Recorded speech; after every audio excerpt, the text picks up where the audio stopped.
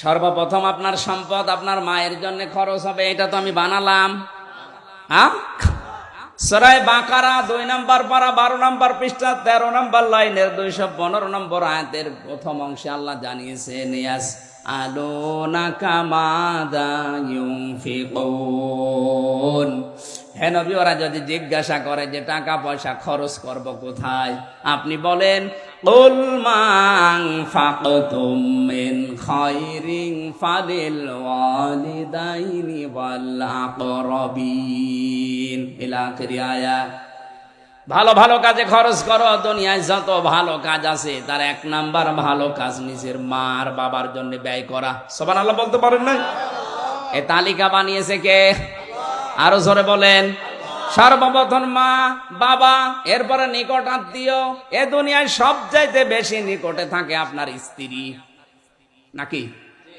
এরপরে আপনার সন্তান, এরপরে আপনার চাচা, ভাই, ফুফু, এরপরে আস্তে আস্তে দূরে যান।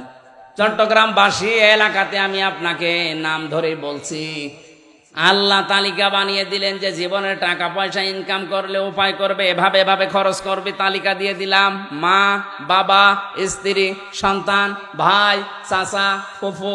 কয়জনের বললাম?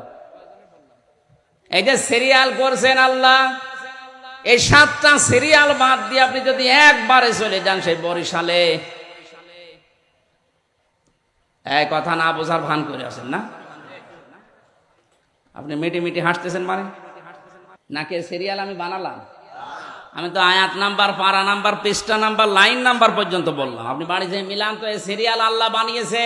আল্লাহর এই 7টা সিরিয়াল বাদ দিয়ে আপনি একবারে 8 নাম্বারে বরিশাল চলে যাচ্ছেন। বরিশালের কথা এখানে আছে, সিলেটের কথা আছে, চট্টগ্রামের কথা আছে। কোন কারণে ওখানে চলে যাচ্ছেন এই 7টা বাদ দিয়ে?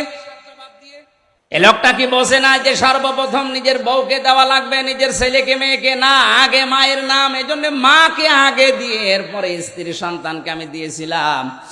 আল্লাহ, তোমার আদেশ মানতে গিয়ে কাজটা আমি করেছিলাম, দয়া করে বিপদ থেকে আমাকে বাঁচাও।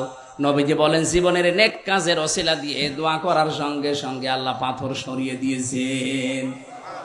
আজ আমাদের জীবনে যাদের হতাশার কালো পাহাড় পাথর হয়ে আছে, জীবনে হতাশা, কর্মজীবন নেই, জীবনে রোগ শোক থেকে মুক্ত হতে পারছি না, টাকা পয়সা হাতে থাকে না, হাজারো সমস্যা নিয়ে জর্জরিত। আমাদের উচিত এখন মা বাবার খেদমতে যতটুকু পারা যায় নিয়োজিত রাখা। তাহলে আমাদের জীবনের যে বিশাল পাথর, এটা আমার আল্লাহ সরিয়ে দিতে পারে না? পারে না? 6 ছেলে মেয়ে মিলে ওকে রাস্তায় বের করে দিয়েছে, যান। এমনিতে দেয়নি, কারণ আল্লাহর ঘোষণা তো ওই লোকটা ছেলে মেয়েকে শোনায়নি, পড়ায়নি।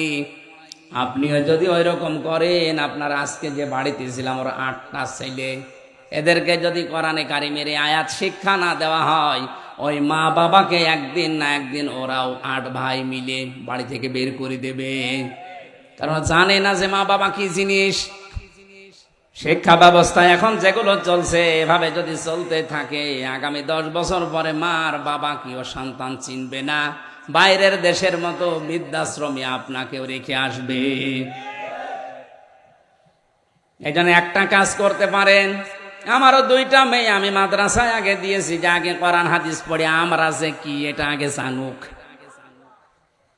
আমার মেয়েকে আমি ডাক্তার বানাবো নিয়ত করেছি, ডাক্তার বানানো নিষেধ না, কিন্তু কোরআনে কারিম আগে শিক্ষা দিয়ে ওর ভেতরে বীজ তৈরি করে দেয় যে আমি যে কি, আল্লাহর পরে যে আমার স্থান, কোনোদিন যেন আমার মর্যাদাও ভুলে না যায়, এটা আগে জানুক। ও ডাক্তার হোক, ইঞ্জিনিয়ার হোক, বৈজ্ঞানিক হোক, কোনো অসুবিধা নেই।